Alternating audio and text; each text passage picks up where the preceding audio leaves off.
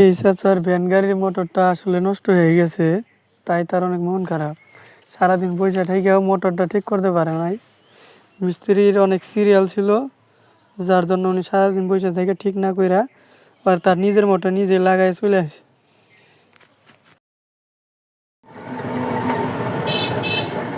1.5 বছর যায় না, 1 বছর 1.5 বছর আগের যে চালাইছি 2 বছর হয়েছে। আমার আব্বা একটা বেটা দিয়ে 2 বছর চালায়।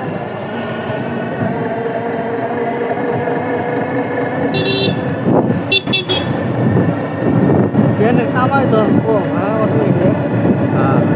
অটো বেশি উঠে পারিছে না, দুজন থেকে একজন নিয়ে যেতে হবে না, 10 পাঠিয়ে দেয়।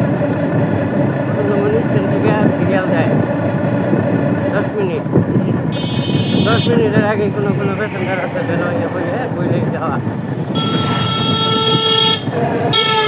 না লাগে ভ্যান এখন কিনবার গেলে কত করে? এদের দাম বাড়ছে, ব্যাটারির দাম বাড়ছে, সিসের দাম বাড়ছে, এরা টায়ারের দাম আছে, টিউবের দাম হয়ে গেছে। কত নতুন ভ্যান কিনবার গেলে কত লাগে? নতুন চাকা কিনলে নতুন করলে বোধ হয় 50-60 যাবো। চিকু চাক্কা আর মোটা চাক্কা দিয়ে চাকা করবে গেলে 80।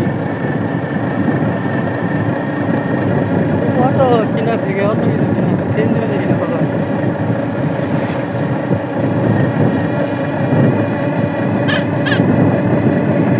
কামাই ভালো কি সিএনজিতে না অটোতে? সিএনজি সিএনজি তো 3 লাখ 3.5 লাখ 4 লাখের নিচে পাওয়া যাবে।